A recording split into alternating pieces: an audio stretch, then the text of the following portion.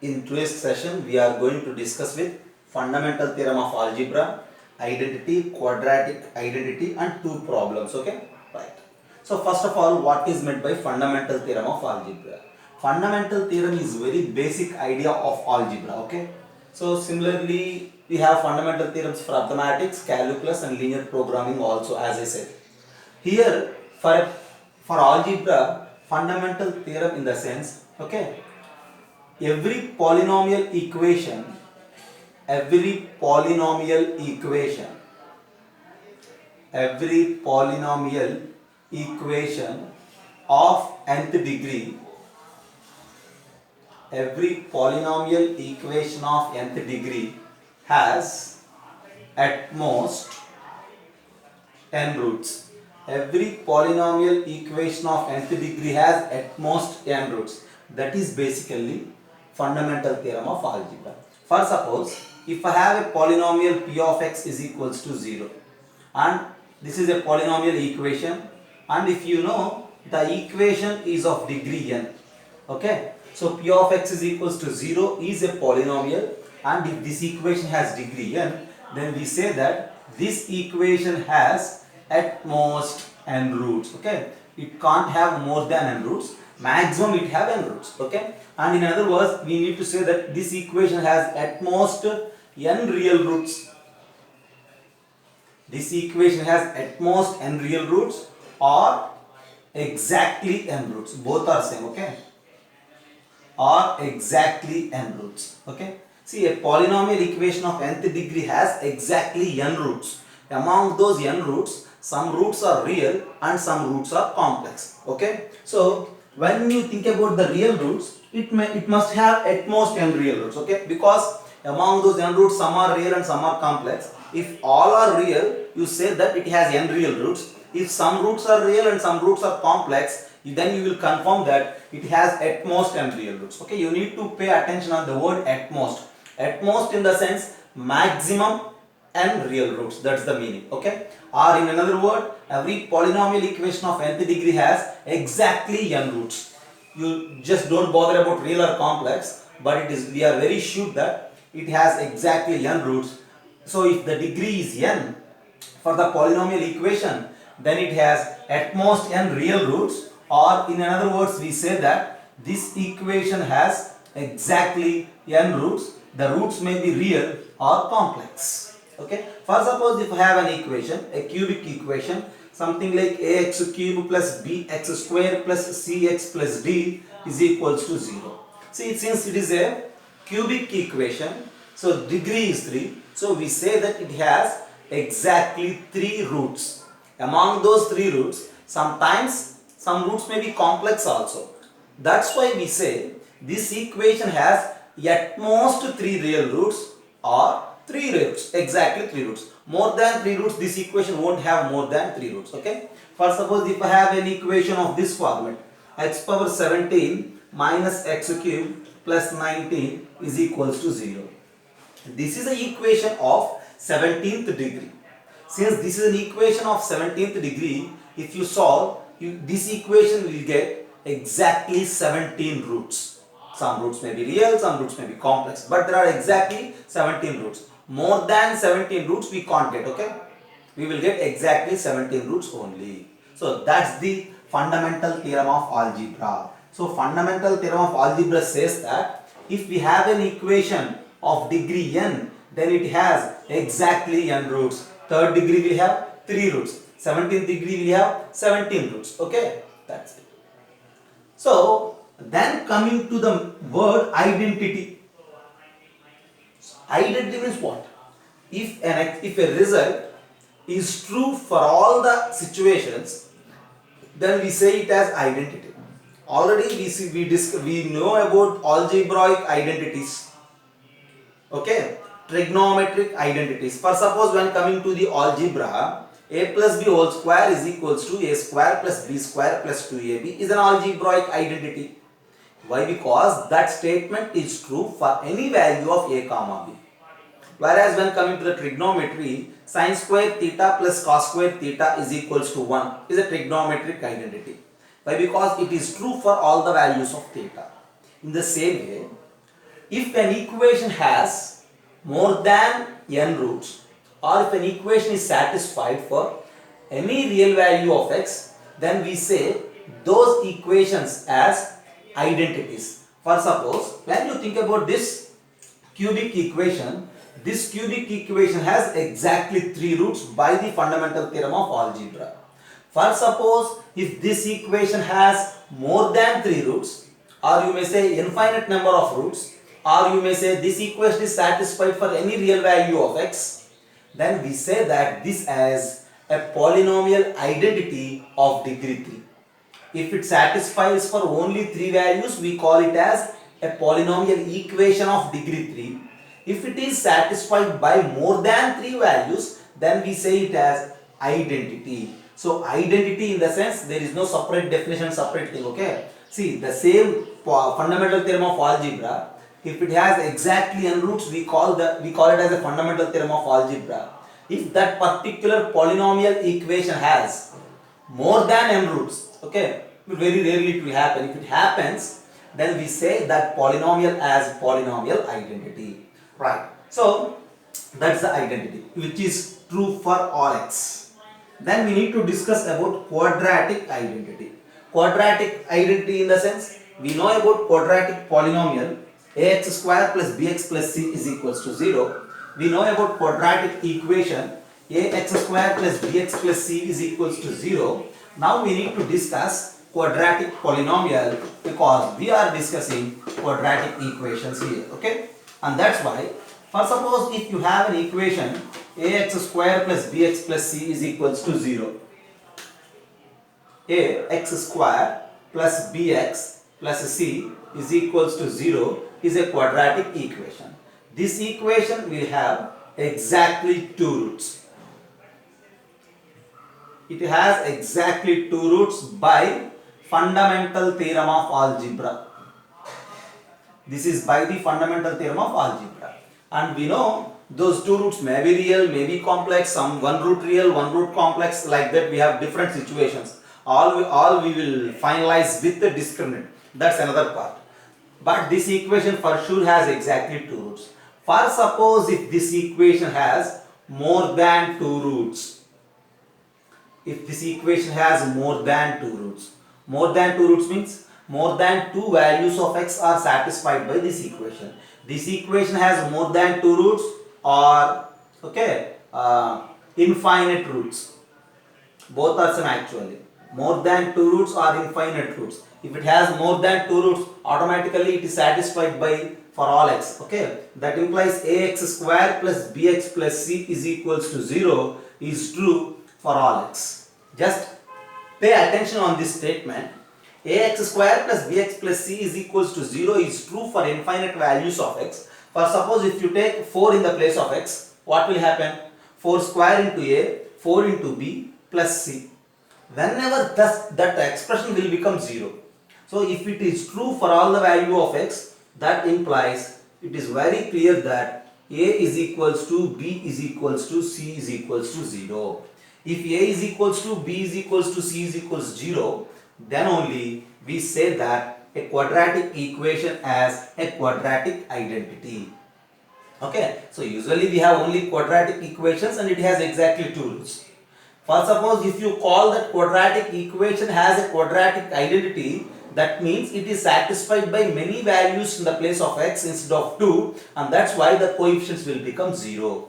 Every coefficient will become 0. Okay, for suppose if all are 0, then that equation will become like this: 0 into x square plus 0 into x plus 0 is equals to 0.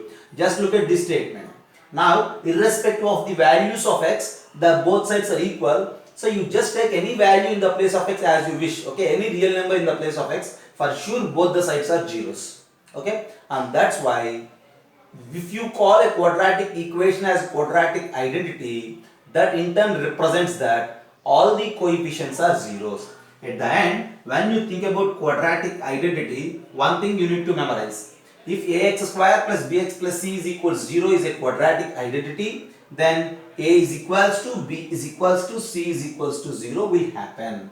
Okay, now when you look at this particular problem, I have one problem here: lambda square minus 3 lambda plus 2 into x square plus modulus of lambda square minus 1 into x plus lambda minus 1 to the power 5 is equals to 0 has more than 2 roots. Then we need to find lambda. Once again, you just think about it. See, x square and x and constant, this is a quadratic equation in generally, but since it is satisfied for more than 2 roots, for more than 2 values, then automatically it will become what? Quadratic identity. Since it is a quadratic identity, then the coefficients lambda square minus 3 lambda plus 2 as well as this x coefficient modulus of lambda square minus 1 and this constant lambda minus 1 to the power 5 all must become zeros. Okay, to make these three as zeros, we need to find suitable value of lambda. Okay, so when you think about the constant term, this is lambda minus 1 to the power 5. This is 0 only when lambda is equals to 1. So you just keep in mind that lambda is equals to 1 and try to find the coefficients of x square and x at that lambda, whether they are zeros or not. See, lambda is equals to 1 here. So you just replace lambda is equals to 1 in this lambda square minus 3 lambda plus 2. It is again 0.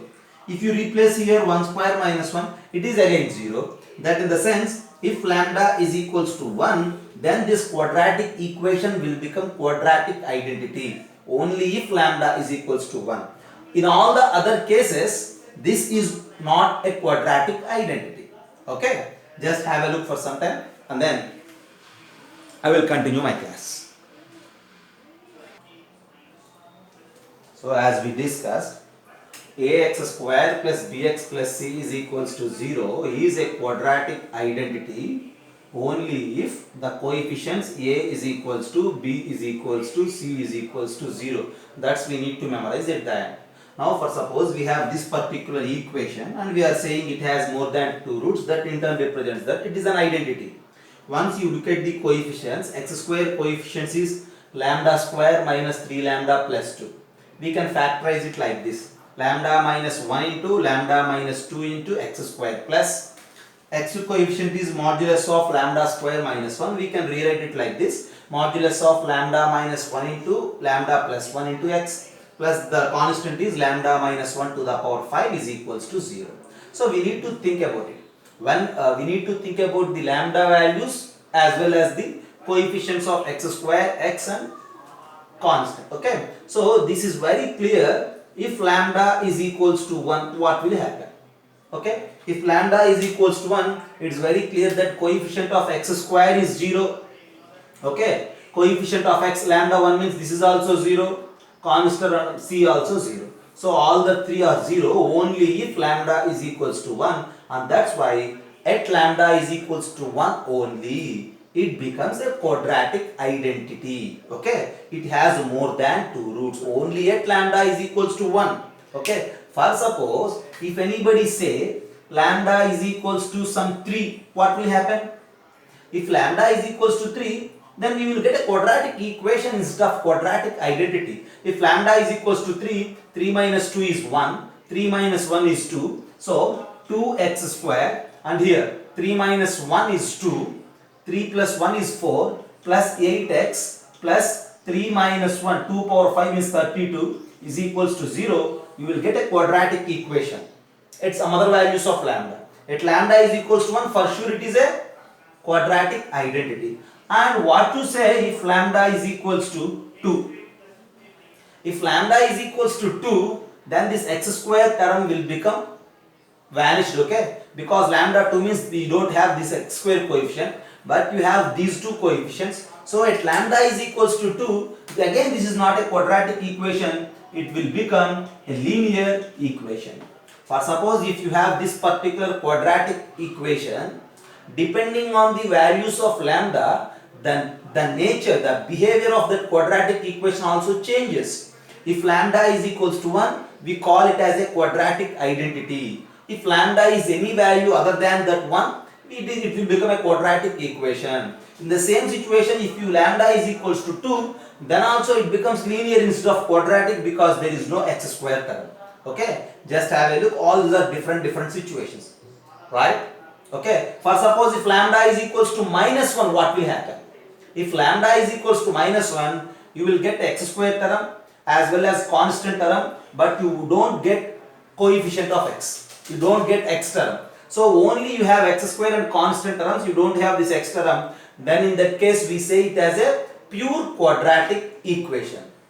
Okay, so depending on the values of lambda, we will give different names for this equation. Okay, at lambda 1 it is a quadratic identity, at lambda 2 it becomes a linear, at lambda other than that 1 and 2 it becomes a quadratic equation. In particularly at lambda is equals to -1, we say it as a pure quadratic, like that. Just have a look. I will give you one more problem. So look at about the next problem. F of x is equals to x minus b into x minus c by a minus b into a minus c plus x minus c into x minus a by b minus c into b minus a plus x minus a into x minus b divided by c minus a into c minus b. And we need to find f of 2020. So the first thing is you need to observe the problem, analyze the problem. You just note some observations.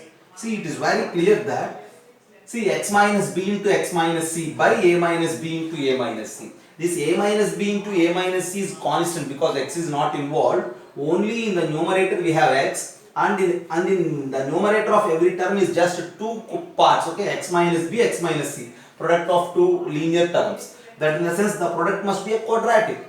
So here it is a quadratic, here it is a quadratic, here it is a quadratic. If you simplify it, still you will get a quadratic. The first observation is f of x is quadratic. Okay, right, f of x is quadratic.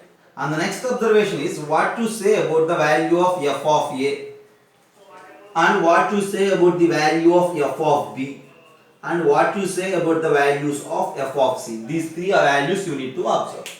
F of a in the sense replacing x with a.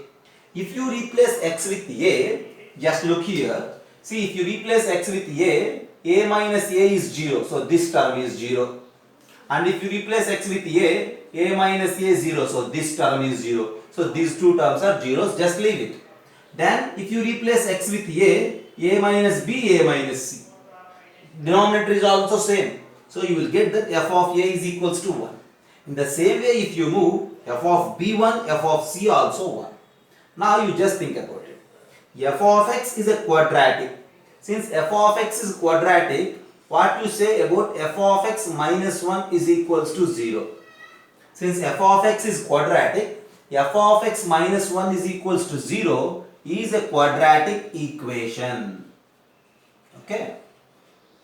Because it is quadratic, some constant is subtracted. F of x minus 1 is equals to 0 is a quadratic equation. And see, from these clarifications, when you replace a in the place of x now, f of a minus 1 is equals to 0 is correct, right? F of b minus 1 is equal to 0 is also correct. F of c minus 1 is equals to 0 is also correct. It is a quadratic equation, and f of x minus 1 is equals to 0 for x is equals to a, b, c.